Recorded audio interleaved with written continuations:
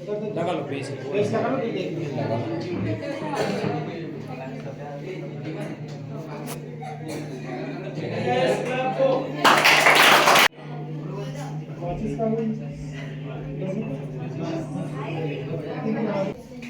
व्यक्ति विशेष की देवी देवता जैसे ज्ञान की देवी है माँ सरस्वती है तो उनका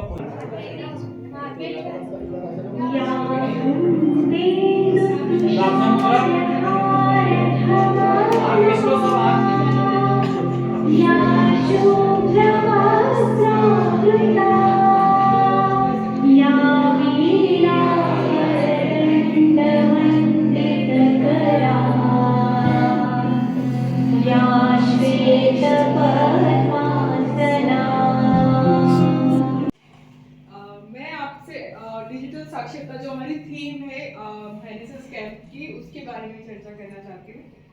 तो डिजिटल साक्षरता जो होती है ना, हम साक्षरता की बात करें तो कंप्यूटर और कंप्यूटर से रिलेटेड जितना भी ज्ञान होता है वो आजकल हम छोटा सा जो हमारा मोबाइल है एंड्रॉइड जो हम लेके घूमते हैं उसमें सारा काम कर सकते हैं। टाइप करने से लेके मोबाइल में जो हम संदेश भेजते हैं, गाने सुनना, मूवी देखना, वीडियो बनाना, फोटो खींचना, हम सारे काम जो कंप्यूटर में करते थे आज हम मोबाइल में कर रहे हैं।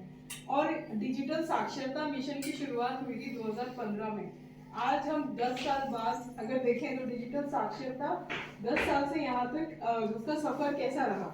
तो आप लोग अच्छे से जानते हैं कि जब हम बाजार जाते थे तो पर्स में पैसे लेके जाते थे। आज हम मोबाइल अगर लेके चले जाते हैं तो भी हमारा काम हो जाता है। हम यूपीआई के थ्रू ट्रांसफर करते हैं, 5 रुपए से लेके 5 लाख तक हम उसको ट्रांसफर कर सकते हैं, है ना। तो ये एक तरीके का है डिजिटल लिटरेसी। तो जो हमारे शासन है वो ये चाहता है कि जो ग्रामीण व्यक्ति हैं, गांव के रहने वाले व्यक्ति जिन्हें पढ़ना लिखना भी नहीं आता है वो भी मोबाइल चलाना सीखें। तो वो कैसे हो सकता है, बहुत सारे उसमें फीचर्स होते हैं। डिजिटल साक्षरता ये कहती है कि अगर आपको टाइप करना नहीं आता है, लिखना नहीं आता है तो वॉइस के थ्रू भी आप सर्च कर सकते हो, है ना। यही होता है। इवन आजकल जो बच्चा पैदा होता है वो उसको बोलना भी नहीं आता है, वो मोबाइल चला लेता है, यूट्यूब पे अपने काम के वीडियोस देख लेता है। ये आप लोगों के देखे हुए एग्जांपल्स हैं, है ना। तो उसी की शुरुआत में मैं आपको बताना चाहती कि आज जो हमारा दौर चल रहा है ये डिजिटल युग है। मतलब ये छोटे छोटे युग चले आ रहे हैं। आपको पता है सतयुग, द्वापर युग, त्रेता युग, ये आपने नाम सुने हैं। अभी कलयुग बोला जाता है लेकिन कलयुग का भी छोटा पार्ट है। क्या इसको क्या कहा गया है, डिजिटल युग है। तो डिजिटल युग का मतलब है कि हर काम जो छोटे से छोटा काम हम मैनुअली करते थे जाके, जैसे बैंक का काम हो, पोस्ट ऑफिस का काम हो, या फिर बिल भरना हो, बिजली का बिल भरना हो, वो हम किससे कर रहे हैं, फोन से कर रहे हैं, है ना। सारे काम हम एक क्लिक पे घर बैठे कर पा रहे हैं। इसी को क्या कहा गया है, डिजिटल साक्षरता। साक्षरता का मतलब है आपको फोन चलाना आता है, काम करना आता है। डिजिटल का मतलब है पेपरलेस। पेपरलेस का मतलब आप कोई डायरी में नहीं लिख रहे हैं, कोई लेटर नहीं लिख रहे हैं, आपको ईमेल भी भेजना है, किसी मतलब छुट्टी का भी आवेदन देना है तो आप कैसे दोगे, पेपरलेस। पेपरलेस वो सब चीजें वर्चुअली जो भी आप करते हो वो क्या होता है, डिजिटल साक्षरता कहलाता है। तो आपको पता है शिक्षा में भी यही सब चल रहा है। आपकी ऑनलाइन क्लासेस हुई हैं, सभी लोग कोविड के दौर से गुजर कर आए हैं, अभी भी ऑनलाइन क्लासेस होती हैं, सेमिनार्स होते हैं, वेबिनार्स होते हैं। तो शिक्षा में भी इसका महत्वपूर्ण उपयोग है। स्वास्थ्य को अगर अपन देखें तो स्वास्थ्य में भी आभा आईडी कार्ड बनवाए जाते थे कॉलेजेस में, है ना। आप लोगों ने भी बनाया। क्या फुल फॉर्म होता है आभा आईडी कार्ड का। चलो शिक्षा पे फिर से आते हैं। शिक्षा पे अपन ने एबीसी आईडी, अपार आईडी, ये आइडिया बनाई है ना और जमा भी करी है आके। क्या अपार आईडी का फुल फॉर्म कोई यहाँ पे बता सकता है? सभी ने जमा करी है कॉलेज में। एबीसी आईडी का फुल फॉर्म, ये एक तरह का बैंक है, एकेडमिक बैंक ऑफ क्रेडिट बोला जाता है इसको। मतलब जैसे बैंक में आपके पैसे जमा होते हैं उसी प्रकार से एकेडमिक बैंक ऑफ क्रेडिट में आपकी मार्कशीट जमा है। मतलब आप 1 साल के बाद अगर आप पढ़ाई छोड़ देते हैं और दोबारा कंटिन्यू करना चाहते हैं तो वहीं से कंटिन्यू कर सकते हैं, दोबारा फर्स्ट ईयर नहीं पढ़ना है ना सर। तो ये अपना शिक्षा में योगदान है। डिजी लॉकर का आपने नाम सुना है, डिजी लॉकर का सभी ने नाम सुना है, जिसमें अपने डॉक्यूमेंट्स वगैरह अपने सुरक्षित रखते हैं। अगर कहीं पे जा रहे हैं, ट्रैवल कर रहे हैं और अपना आइडेंटिटी कार्ड अपने साथ लेके नहीं गए तो डिजी लॉकर के थ्रू भी हम उसको वेरीफाई करा सकते हैं। ये भी डिजिटल इंडिया का जो डिजिटल इंडिया मिशन चल रहा है 2015 से, उसके अंतर्गत आता है। तो शिक्षा में तो बहुत बड़ा योगदान है किसका, डिजिटल साक्षरता का। इसके बाद अगर स्वास्थ्य की बात करें तो स्वास्थ्य में अभी मैं एक रिसेंट का एग्जांपल बता रही हूँ आपका। आभा आईडी बनाने से पहले मैं बीमार हुई थी और आगर का जो हॉस्पिटल है, सिविल हॉस्पिटल, वहाँ पे एक बोर्ड लगा हुआ है कि अगर आपको कतार में खड़े नहीं होना है, कतार लगती है ना, पर्ची कटती है, तो आपके पास अगर आभा आईडी कार्ड है, आप उसका QR कोड स्कैन करते हो तो आप कतार से बच जाते हो, सीधे वहां जाके अपना टोकन नंबर दिखाते हो और आपको पर्ची मिल जाती है। तो ये खड़े खड़े मैंने वहीं पे ही आभा आईडी बनाई और 2 मिनट का काम है आभा आईडी बनाना। ये आप लोगों को पता ही होगा, साइबर कैफे जाके भी बनवा के आए होंगे या मोबाइल से खुद से बनाया होगा। तो मुझे कतार में नहीं लगना पड़ा, ये उसका फायदा है। आभा आईडी का एक और ये फायदा है कि आपने जितनी बार भी हॉस्पिटल जाके अपना इलाज कराया है, आपके सारे डॉक्यूमेंट्स उस आभा आईडी में जमा हो जाएंगे बैंक की तरफ। और आप अगली बार जब डॉक्टर के पास जाएंगे, डॉक्टर को पता लग जाएगा ये कब कब बीमार हुआ था, इसको कौन सी बीमारी हुई थी, क्या इलाज चला था, है ना। ये फायदा है आभा आईडी का। तो शिक्षा, स्वास्थ्य, रोजगार की बात करें तो अभी कितना रोजगार जनरेट हुआ कोविड के टाइम पे। लोगों ने वीडियोस बनाए, टिकटॉक चलता था, रील्स बनते थे, शॉर्ट्स बनाते हैं, आप लोग भी बनाते हैं, उससे कितना रेवेन्यू जनरेट हुआ, है ना। काफी लोग छोटे वीडियोस बनाए, जो भी उनमें हुनर था किसी भी चीज का, है ना, उन्होंने एक्टिंग करके, गाने गा के, है ना, और आज वो सेलिब्रिटी के तौर पे जाने जाते हैं। तो रोजगार भी जनरेट हुआ एक तरह से। ये डिजिटल साक्षरता की ही देन है कि डिजिटल अगर आपको फोन चलाना आ रहा है तो आप सारी चीजें कर सकते हो। ट्रांसपेरेंसी रहती है। ट्रांसपेरेंसी कैसे रहेगी, जो भी आपके व्हाट्सएप ग्रुप में सूचना आती है वो सिर्फ आपके लिए आती है या आपकी पूरी क्लास के लिए आती है? आपको पूरी क्लास को पता होता है। ट्रांसपेरेंसी रहती है कि ये नोटिस आया हुआ है, किसी में भेदभाव तो नहीं होता है ना, तो भ्रष्टाचार नहीं हो रहा है डिजिटल साक्षरता होने के कारण। मोबाइल बैंकिंग बढ़ गई। मोबाइल बैंकिंग आज आप सब्जी वाला जो होता है वो भी QR कोड लटका के रखता है ना। इवन छोटे से छोटा जो वेंडर है आज उसके पास भी वो घबराता नहीं है कि ऐसा तो नहीं होगा मेरा अकाउंट खाली हो जाएगा। कल ही हमने एक नुक्कड़ नाटक किया था जिसमें हमने बात की थी कि OTP किसी को नहीं बताएं, है ना, स्ट्रॉन्ग पासवर्ड बनाएं।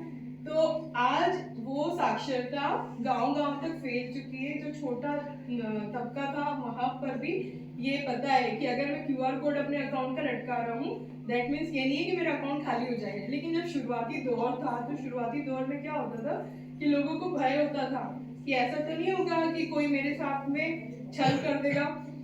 डरते थे लोग, नहीं आप तो कैश दे दो, डिजिटल UPI से पेमेंट नहीं करना, ऐसा सुनने में आता था। लेकिन आजकल सब निर्भीक होके अपना UPI ID बताते हैं और UPI ट्रांसफर होता है। इसी तरह से डिजिटल साक्षरता में हम बात करें तो न्यू लैंग्वेजेस सीखने को मिलती हैं। आज आपको हिंदी, इंग्लिश, संस्कृत सभी ने पढ़ी है ना स्कूल में, और मालवी भाषा आती है। लेकिन अगर आप चाहते हैं कि आपको तेलुगु, तमिल, कन्नड़ ये भाषा भी आए, या अगर आप हमारे राष्ट्र से बाहर जाके चाइनीज, जापानीज, स्पेनिश, जर्मन ये सीखना चाहते हैं तो ये भी किसके माध्यम से सीख सकते हैं? फ्री ऑफ कॉस्ट, मोबाइल से। उसके लिए कोई पैसा नहीं लगता है। आप जो चीज सीखना चाहते हैं आप वो डिजिटली सीख सकते हैं, न्यू जॉब पा सकते हैं। अगर आप एक ट्रांसलेटर के तौर पे कार्य करते हैं, है ना, पार्लियामेंट में आपने देखा होगा कि हमारे प्रधानमंत्री हिंदी में बात करते हैं, लेकिन अगर कोई विदेश से राष्ट्रपति या प्रधानमंत्री आते हैं तो वो अपनी भाषा में बात करते हैं। दोनों के बीच में कम्युनिकेशन गैप होता है, ट्रांसलेशन नहीं हो पाता है, दोनों की लैंग्वेजेस अलग अलग है, उसके लिए ट्रांसलेटर अपॉइंट होता है। तो अगर आप नई नई भाषाएं सीख जाते हैं, ट्रांसलेट करना जानते हैं, तो आप किताबों को भी ट्रांसलेट कर सकते हैं, है ना। जो किताब जर्मन में ज्यादा अच्छे से लिखी गई है आज आप उसको मालवी भाषा में भी लिख सकते हो, है ना, तो वो सीख सकते हैं अपन। फिर ये डिजिटल साक्षरता की बात करें तो डिजिटल साक्षरता किसी भी भेदभाव नहीं करता है कि अमीर गरीब, लड़का लड़की, है ना, या छोटा बड़ा, ग्रामीण महिला गरीब, है ना, मूक बधिर, इवन मूक बधिर जो बोलना नहीं जानते, सुनना नहीं जानते, आज वो भी डिजिटली सारी चीजें कर पा रहे हैं, है ना। इसका मैं एक उदाहरण देती हूँ सर। हम लोग अभी आपके लिए शिक्षा की बात कर रहे थे तो ई कंटेंट बना रहे हैं हायर एजुकेशन में, तो I am also E content creator. तो हमारे साथ में एक प्राध्यापक है जो देख नहीं सकते हैं, ब्लाइंड है, लेकिन वो डिजिटली आप लोगों के लिए लेक्चर्स प्रिपेयर कर रहे हैं। तो ब्रेल लिपि के माध्यम से वो आपको डिलीवर कर रहे हैं लेक्चर। तो ये एक तरह का क्या हो गया कि कोई भेदभाव नहीं है कि आप किसी भी चीज में रुक नहीं सकते हो, है ना। तो ये नहीं मानो कि अरे मैं ये नहीं कर सकता, वो नहीं कर सकता। डिजिटली आप हर चीजें कर सकते हो। पहले एक शासन ने NDLM करके योजना चलाई थी, जिसका सर्टिफिकेट मेरे पास भी है। ये 2015 में चलाई थी सर, और अभी 2019 में उसका नाम चेंज कर दिया। NDLM जो था नेशनल डिजिटल लिटरेसी मिशन था। इसमें क्या होता था, फ्री ऑफ कॉस्ट आप स्टूडेंट्स को कंप्यूटर सिखाया जाता था, है ना। कुछ संस्थाएं थी जो फ्री ऑफ कॉस्ट कंप्यूटर सिखाती थी और उस सर्टिफिकेट के माध्यम से आपकी जॉब लग सकती थी, है ना। वो बहुत मायने रखता था। उसी को फिर उन्होंने कन्वर्ट करके बीच में CPCT भी कर दिया था, आपने नाम सुना होगा, है ना। और अभी उसका नाम है PMG दिशा। आपने सुना है इसका नाम, प्राइम मिनिस्टर ग्रामीण डिजिटल साक्षरता अभियान। किसने इसका नाम सुना? 2019 में लॉन्च हुआ है। अच्छा, हाँ। और ये ग्रामीण लोगों के लिए है मेनली, शहर वाले भी इसको अप्लाई कर सकते हैं। जिनकी उम्र 16 से 40 साल तक है वो इसको अप्लाई कर सकते हैं। और 20 दिन की आपकी ट्रेनिंग होगी, फ्री ऑफ कॉस्ट है। ऑनलाइन आपका टेस्ट होगा जिसमें 80 प्रश्न आएंगे, मतलब हिंदी में भी आ सकते हैं, इंग्लिश में भी आ सकते हैं, आपको जो भाषा सुटेबल है। कंप्यूटर से रिलेटेड, AI से रिलेटेड, है ना, उससे रिलेटेड 80 प्रश्न है, फ्री ऑफ कॉस्ट है, और इसका एक सर्टिफिकेट मिलेगा। और इसको अप्लाई करने का तरीका जिसको नहीं पता है मैं बता देती हूँ। आप गूगल पे जाके सर्च कीजिए PMG दिशा, और pmgdisha.in करके पहली लिंक आएगी, उसको क्लिक करेंगे तो सबसे नीचे आपको सर्च ट्रेनिंग सेंटर दिखेगा ब्लू में, और सर्च ट्रेनिंग सेंटर के बगल में आप अपना स्टेट, जिस स्टेट से आप 20 दिन की ट्रेनिंग लेना चाहते हैं, डिस्ट्रिक्ट, फिर तहसील, आप अपना तहसील डालेंगे और आप 20 दिन वहाँ उस सेंटर पे जाके CSC जो सेंटर होगा वहाँ से सर्टिफिकेट प्राप्त कर सकते हैं। तो ये आप लोगों के लिए काफी फायदेमंद हो सकता है, जिससे ग्रामीणों को रोजगार भी मिल सकता है। अगर उनको ये सर्टिफिकेट मिलता है तो वो जॉब के लिए अप्लाई कर सकते हैं। फिर हम बात करें, हमारी आधी आबादी जो होती है वो महिला मानते हैं हम, है ना। तो वुमेन राइट्स के बारे में भी डिजिटल साक्षरता जो है ना, ये काफी कार्य कर रही है। जैसे फिजिकल वायलेंस होता है, मारपीट होती है महिलाओं के साथ में, इमोशनल वायलेंस होता है, गाली गलौज होना, है ना, इकोनॉमिक और सोशल वायलेंस, ये आपने देखा है ना आसपास में। ये हम नहीं भी देखा, मूवी में देखा होगा, टीवी में देखा होगा कि होता है ऐसा महिलाओं के साथ। सेक्सुअल वायलेंस होता है। तो महिलाओं के प्रोटेक्शन के लिए 2005 में एक एक्ट आया हुआ था, protection of women from domestic violence, घरेलू हिंसा से महिलाओं को बचाने के लिए 2005 में एक एक्ट आया है। उसको हम, अगर हमारे साथ में ऐसी कोई घटना हो जाती है तो ऑनलाइन DIR करके, डोमेस्टिक इंसिडेंट रिपोर्ट फाइल कर सकते हैं। FIR तो सुना है आपने, है ना। FIR का फुल फॉर्म क्या है? First information report. वैसे ही DIR है बेटा, domestic incident report. Very good. तो एक प्रोटेक्शन ऑफिसर आपको प्रोटेक्ट करने के लिए ऑन कॉल, एक कॉल पे ड्यूटी पे आ जाएगा। जो भी महिला प्रताड़ित हो रही है वो एक कॉल पे प्रोटेक्शन ऑफिसर को अपॉइंट करवा सकती है, जो कि IPC की धारा 354A में लिखा हुआ है कि वुमेन प्रोटेक्शन के लिए एक प्रोटेक्शन ऑफिसर अपॉइंट किया जाएगा। IPC की जो धारा है 375 और 376, ये सेक्सुअल एब्यूज के लिए बनाई गई है। मैं ये धारा क्यों बता रही हूँ, मैं इसका आपको बताऊंगी, है ना, आगे क्या कंक्लूजन निकलता है। IPC की धारा 370 जो है, ये जो फ्रॉड होता है, जो ट्रैफिकिंग होती है, महिलाओं को पहला फुसलाकर कहीं लेके चले जाना, बेच देना, है ना, उसके लिए बनाई हुई है। IPC की जो धारा है 357 और 351 और 352, ये सभी प्रकार के असॉल्ट जो महिलाओं के साथ होते हैं, शोषण होते हैं, इनके लिए, इन सब के लिए एक व्हाट्सएप पर आप एक लीगल एड पा सकते हो। जहाँ पे भी आपको इस तरह की गतिविधि होती दिखाई दे रही है, या आपके आस-पास में इस तरह से हुआ है, या आपके साथ होना नहीं चाहिए, लेकिन अगर ऐसी घटित हो जाती है तो आप व्हाट्सएप पे कर सकते हैं। और आप अपने फोन में कुछ मैं ऐप्स बता रही हूँ, उन ऐप को रखना है अपने को। वो है न्याय सेतु। न्याय सेतु में अगर आप जाते हैं तो आपको तुरंत लीगल एड मिल जाएगा। लिखो, तुम लोग नोट करो, तुम लोग कैसे याद रखोगे? तुम लोग वो मैं करवा दूंगी, अभी आप सुन लो, मैं लिखवा दूंगी, मैं ग्रुप में डालूंगी। नालसा जो है, नालसा भी आपको क्या आपने सुना है ना, एक वकील अपॉइंट कर देता है शासन। अगर आपके पास वकील को फीस देने के लिए नहीं होता है तो एक शासन की तरफ से आपका केस लड़ने के लिए वकील होता है। तो आप नालसा में जाके जो वुमेन्स और मार्जिनलाइज्ड सोसाइटी की वुमेन्स है, like SC ST OBC non creamy layer, तो आप लोगों को नालसा में मदद मिलती है। एक ऐप है आशा करके। आशा में वुमेन हेल्पलाइन से रिलेटेड, वुमेन की समस्याओं से रिलेटेड आप कभी भी 24 आवर्स टोल फ्री वहां पे अपनी समस्या दर्ज कर सकते हैं। फिर एक और ऐप है कानून लाइब्रेरी ऐप। कानून से रिलेटेड आपको जो भी समस्या है, आपको समझ में नहीं आ रहा है कि मेरा जो केस है उसको मैं आगे कैसे प्रोसीड करूं, मुझे कौन सा वकील करना चाहिए, आसपास में कौन क्वालिफाइड लॉयर है, तो कानून लाइब्रेरी ऐप आपके लिए हेल्पफुल रहेगा। एक ऐप है जो मैं 2016 से यूज कर रही हूँ अपने मोबाइल में, वो मैं आपको रिकमेंड करना चाहूंगी। उसका नाम है सिटीजन कोऑप। सिटीजन कोऑप ने मेरी बहुत मदद करी है मेरी लाइफ में। जब मैं अकेले रहती थी, अकेले जॉब कर रही थी, उस टाइम पे उसमें SOS करके एक बटन आता है जो दूर तक साइलेंट वो जो अलार्म होता है वो भेज देता है। अगर आप अकेले ट्रैवल कर रहे हैं रात में तो आप उसको प्रेस कर दो तो आसपास वाले पहले सतर्क हो जाते हैं। दूसरा, उसमें आप 3 कोई भी फैमिली मेंबर या फ्रेंड्स के नंबर अगर डालते हो तो जैसे ही आपने SOS को प्रेस किया तो उनको आपकी लोकेशन प्राप्त हो जाती है। उसमें बहुत सारा फायदा ये भी है कि अगर आप बाहर अकेले निकल रहे हैं, स्पेशली विमेंस, स्पेशली गर्ल्स, आप लोग आगे जॉब के लिए जाएंगे, उसमें क्या होता है कि आपको अगर नहीं मिल रही कोई भी जगह, like petrol pump, bank, post office, है ना, तो उसमें एग्जैक्ट लोकेशन आती है। आप सिटीजन को अब डाउनलोड करोगे, आप उसमें बहुत सारे फीचर्स पाओगे जो आपकी सेफ्टी से रिलेटेड और आपकी हेल्प करने से रिलेटेड रहेंगे।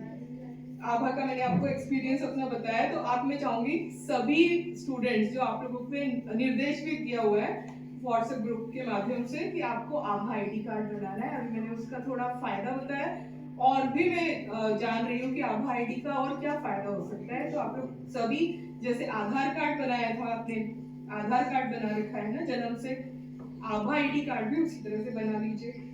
निःशुल्क कंप्यूटर प्रशिक्षण के बारे में मैंने आप लोगों को बताया। इसी तरह से स्वास्थ्य के क्षेत्र में आजकल टेलीमेडिसिन बहुत वर्क कर रहा है। जब कोविड में हम डॉक्टर के पास नहीं जा पाते थे, है ना, तो फोन कॉल पे, वीडियो कॉल पे हम डॉक्टर से प्रेस्क्रिप्शन प्राप्त कर सकते थे। ये मैंने खुद किया है। एक ऐप है प्रेक्टो करके, आप उससे भी कर सकते हो। और उसके अलावा शासन ने ई-संजीवनी करके एक ऐप लॉन्च किया है और ई-संजीवनी का फायदा ये है कि उस पे डॉक्टर आपको निःशुल्क सेवाएं देता है। जब आप डॉक्टर को अपने सिम्टम्स बताते हो कि मुझे इस तरह के, ई-संजीवनी नाम याद रखना, ई-संजीवनी, आप कभी भी ऐप को खोलेंगे तो उसमें डॉक्टर की लिस्ट आती है। आप उन डॉक्टर की लिस्ट सिलेक्ट कर सकते हो, आपका सुटेबल टाइम स्लॉट ले सकते हो कि संडे को इतने से इतने बजे तक मेरा अपॉइंटमेंट रहेगा, वहां से खुद कॉल आता है। फिर अभी ई कंटेंट की मैंने आपको बात करी कि हम लोग आपके लिए लेक्चर्स प्रिपेयर कर रहे हैं, बिकॉज न्यू एजुकेशन पॉलिसी की प्रॉपर कोई अभी तक किताब नहीं आई है। जो सिलेबस अभी इस साल भी चेंज हुआ है कि मेजर के आपके 3 विषय हो गए, माइनर के 2, एक MDC हो गया है। इसका प्रॉपर अभी तक सिलेबस जो आया है उसकी में किताब प्रॉपर नहीं आ पाई। तो उसके लिए क्या हो रहा है, जो प्रदेश भर में विद्वान है और वो आगे अपना एक कंटेंट क्रिएट करते हैं वीडियो के माध्यम से, और फिर वो हायर एजुकेशन की वेबसाइट पे ज्ञान सेतु पर लॉन्च कर दिया जाएगा। तो आप वहां से प्रदेश में जो बच्चा आज आगर मालवा में बैठा है वो भी वही वीडियो देखेगा, जो उज्जैन में, रतलाम में, या जो सुदूर बालाघाट जिले में बैठा है वो भी वही वीडियो देख सकता है। मतलब मैं सिर्फ आप लोगों को नहीं पढ़ाऊंगी, मैं पूरे प्रदेश पर, इवन पूरा all over India, sir all over world आपके लिए अवेलेबल होंगे। अब टीचर बंधा नहीं रह गया कि टीचर सिर्फ जिस जिले में कार्य कर रहा है, जिस कॉलेज में कार्य कर रहा है, बस उसी कॉलेज में वो उनको शिक्षा देगा। टीचर आप पूरे वर्ल्ड में यूट्यूब के माध्यम से, तो आपको पता है ना, आप कहीं से भी एक्सेस कर सकते हो। इसी प्रकार से ये तो हुई स्टूडेंट की बात। लेकिन टीचर को भी ट्रेनिंग की जरूरत पड़ती है ना? हमको भी समय पे अपने आप को अपडेट रखना पड़ता है। तो शासन ने टीचर को अपडेट रखने के लिए आई गॉट कर्म योगी नाम से एक पोर्टल बनाया है। उस पे कई लेक्चर्स अपलोड किए गए हैं जो टीचर को हेल्प करते हैं योजनाएं जानने के लिए, सरकारी दफ्तरों में किस प्रकार से कार्य प्रणाली होती है उसको जानने के लिए, है ना, अपना आचरण किस तरह से रखना है उसके लिए सर्टिफिकेट कोर्स है। और इसको बढ़ावा देने के लिए शासन ने पिछले माह ही एक योजना निकाली थी कि अगर आपके 100 घंटे कर्मयोगी पे पूरे हो चुके हैं तो आपको पुरस्कार मिलेगा। तो मुझे बताते हुए बहुत खुशी हो रही है सर कि मेरे 100 घंटे पूरे हो चुके हैं I got Karmayogi.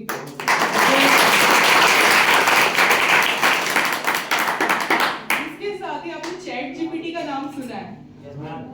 Chat GPT पे आप जो भी चीजें डालते हो आपकी मदद कर देता है ना? ये तो चैट जीपीटी तो बाहर का हुआ। अब अगर हम इंडिया की बात करें तो इंडिया में सर्वम एआई करके एक ऐप लॉन्च किया जा रहा है जो इंडिया का है, भारत का एआई ऐप है।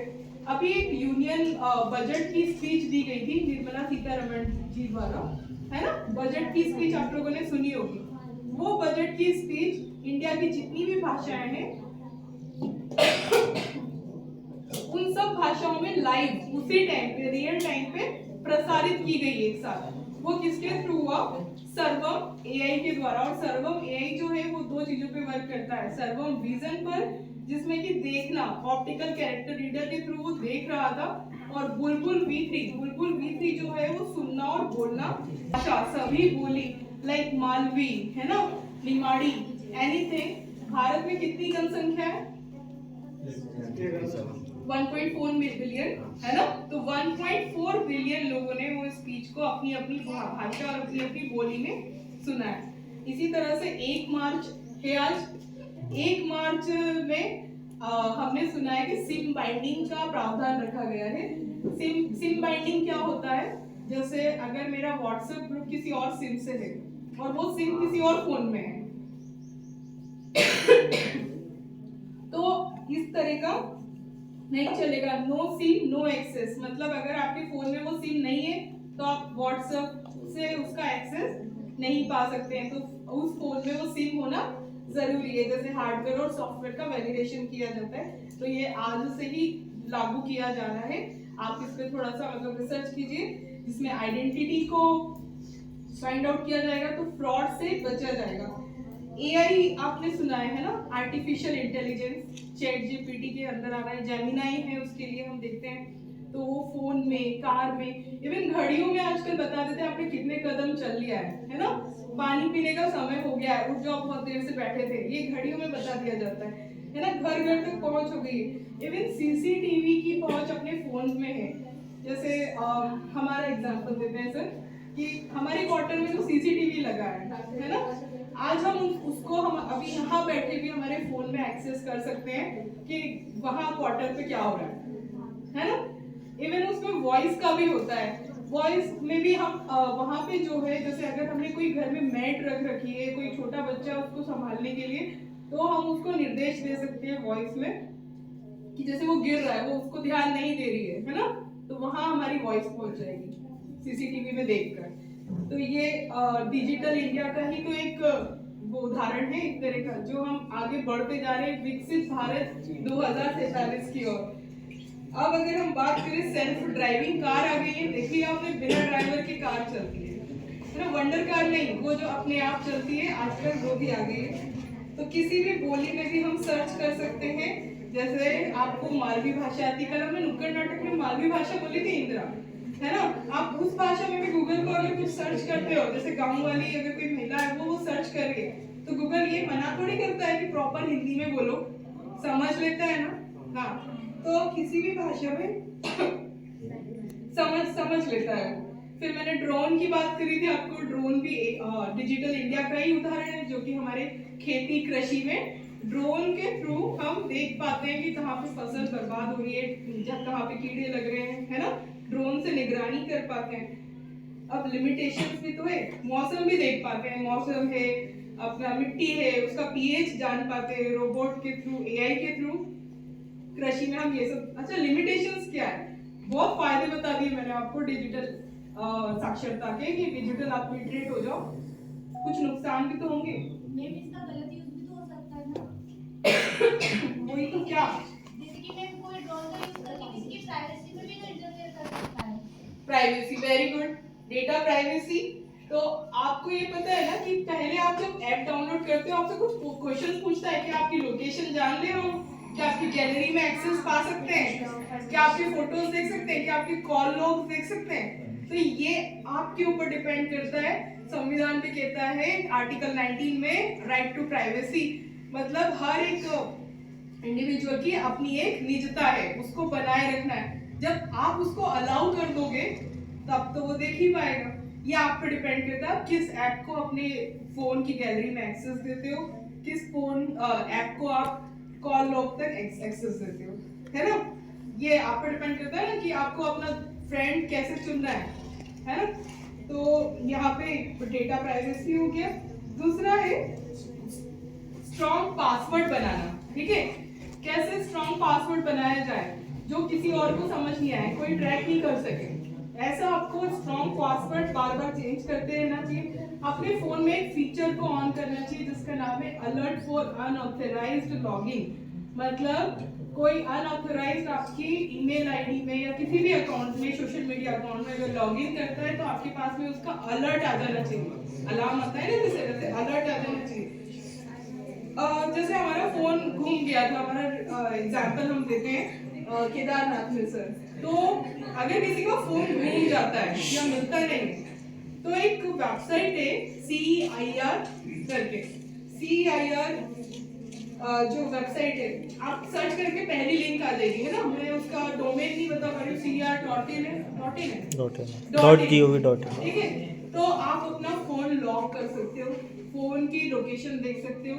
जो भी चुरा के लेके जाएगा ना, वो फेंकने के अलावा कुछ नहीं कर पाएगा आपके फोन में, क्योंकि वो फोन लॉक हो चुका होगा, उस फोन का डाटा इरेज हो चुका होगा। तो CEIR आप ये ध्यान रखना कि जब भी फोन अपना चला जाता है, घूम जाता है, तो वो उसकी हेल्प से आप ट्रैक भी करते हैं, हमारी बहुत हेल्प करिए। तो ये आपके लिए भी बढ़िया रहेगा। अच्छा, आपने बोला ना कि डेटा प्राइवेसी और ये सब इसके लिमिटेशंस हैं। तो 2023 में डिजिटल व्यक्तिगत डेटा संरक्षण अधिनियम लागू हुआ है हमारे देश में, जो इस पे कंट्रोल रखता है, इस पे नजर रखता है कि किसी की प्राइवेसी का हनन ना हो, किसी का डेटा लीक ना हो जाए। इसके बाद अभी हम क्या मोबाइल के आदी हो चुके हैं। सुबह उठते से मोबाइल देखते हैं, रात को सोते तक मोबाइल चलाते रहते हैं, मोबाइल के आदी हो गए। जाने दो, छोटी बच्ची को भी जाने दो। बेटा तुम जाओ, है इसको मत पकड़ो, इसको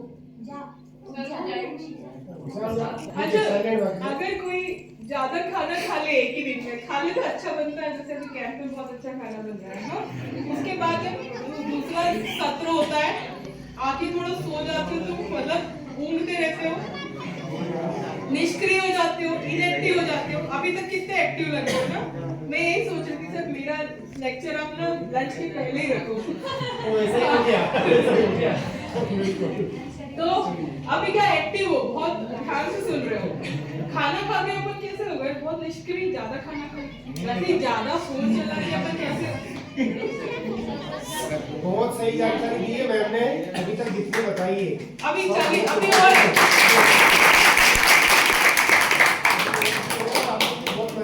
देखो, ज्यादा फोन चला के भी आप ऐसे ही हो जाते हैं ना, एक ही जगह पे फिक्स बैठ जाते हैं, वहां से हिलते नहीं, चल भी रहे तो बस उसी में, है ना। तो ज्यादा खाना खाने लगे ना लोग, तो उपवास का चलन आने लगा। भगवान के नाम पे उपवास, इसके नाम पे उपवास, उसके नाम पे उपवास, है ना, होता है। सप्ताह में एक दिन उपवास, 11 पे उपवास, ताकि थोड़ा पेट को भी रेस्ट मिले ना, डाइजेशन को भी। तो वैसे ही आप एक दिन मोबाइल को भी छोड़ के डिजिटल डिटॉक्स कर सकते हो, इसी को उपवास कहा गया है ना। तो फोन को कम से कम, इसमें ये बुक है डिजिटल मिनिमलिज्म, एक बुक है, आप वो पढ़ सकते हो। उसमें ये बताया गया है कि कम ही ज्यादा है।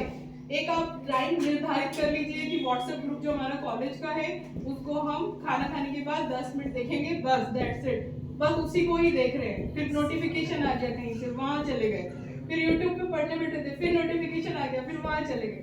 ऐसे करके हमने पूरा दिन बर्बाद कर दिया। ऐसे नहीं करना है ना। तो इसको बोलते हैं उपवास करना मोबाइल का, क्योंकि मोबाइल से कई तरह की बीमारियां भी हो रही है, आपको पता है, सभी को पता है। जैसे सिगरेट के पैकेट पे लिखा होता है कि इस पे मौत लिखी है ना, लेकिन फिर भी हम उसको उठा लेते हैं, है ना, पर वो हमको नहीं करना है। ई संजीवनी के बारे में मैंने आपको बताया है कि ई संजीवनी से आप अपना इलाज करवा सकते हैं। अब मैं फिर से सामाजिक चेतना पर आ जाती हूँ थोड़ा, अपनी जो थीम है, और वो डिजिटल साक्षरता के साथ जुड़ी है। तो यहाँ पे महिलाओं की, मतलब गर्ल्स की संख्या ज्यादा है, अल्टीमेटली आप महिलाएं ही हैं, है ना। आगे चल के आप महिलाएं, आज जो हमारी बालिकाएं हैं उनकी सेफ्टी के लिए मैं कुछ ऐप बता रही हूँ। रक्षा करके, रक्षा वुमन सेफ्टी ऐप, ये आपके फोन में होना चाहिए। बी सेफ आपकी जीपीएस सेफ्टी अलार्म वगैरह और ट्रैक करता है।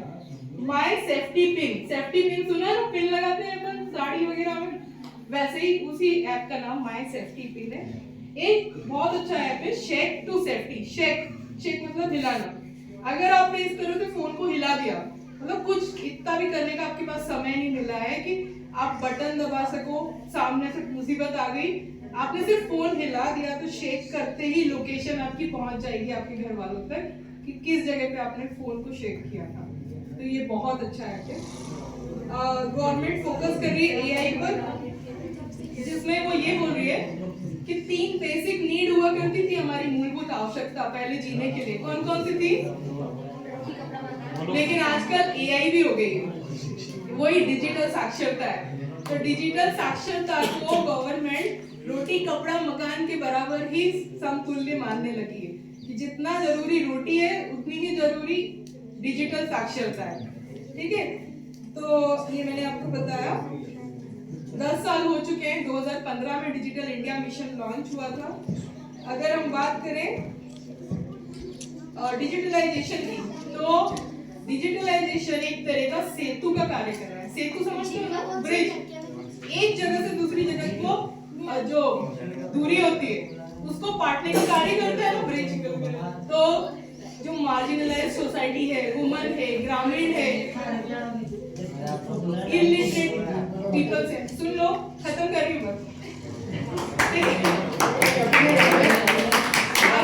कल मिलेगा एक सर्टिफिकेट एनएसएस का, उसके पहले अभी मैं आपको एक डिजिटल साक्षरता का सर्टिफिकेट सभी को मैं प्रोवाइड करती हूँ, है ना, मेरी तरफ से।